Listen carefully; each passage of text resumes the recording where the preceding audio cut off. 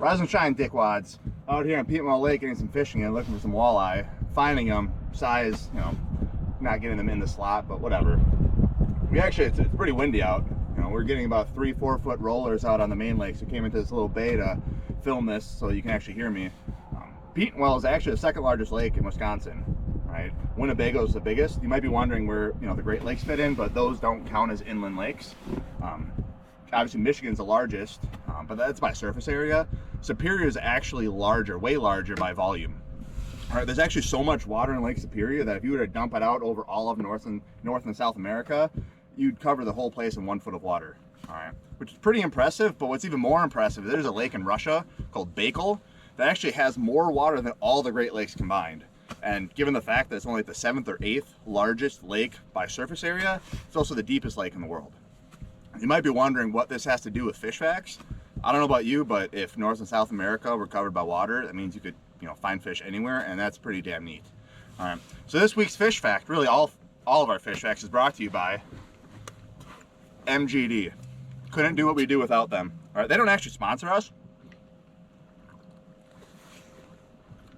Oh, seconds. They don't actually sponsor us, all right? They just, you know, well, they just give us a fuel to do what we need every week to make these fish facts. I actually used to be a craft beer drinker. You know, they call it microbrew. Until I started looking into what actually makes a microbrew a microbrew.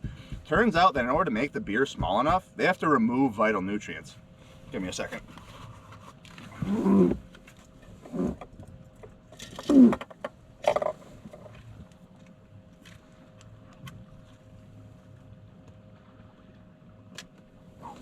So, yeah, it turns out they have to remove vital nutrients. And as someone who cares about his health, that scares me. All right. Then I found out MGD actually contains not only micro, but also macronutrients.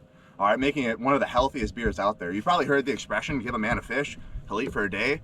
You can actually replace fish with MGDs with that much nutrients in there, both micro and macro. In fact, micro and macronutrients, your bodies not only need, but they crave. All right, that's why you see that MGD right here, and you get thirsty. All right, it's just scientific fact. Can't explain it. All right, so I just want to thank MGD for sponsoring, really not sponsoring, but bringing you not just this week's fish fact, but all these fish facts. We couldn't do what we do without them. So thank you, MGD. And every of these fish facts, fuck, I gotta do the whole thing over again. I was just watching you fight a fish, and I'm like, ah. All right, just have to do. Thought another cat. I was right, I called it. Good thing you got 5 fucking seconds. Rise and shine, dickwads. Just out here on Lake Petenwell. It's really fucking windy today. Actually, you want to hit it again? I probably shouldn't swear because, you know, kids watch this.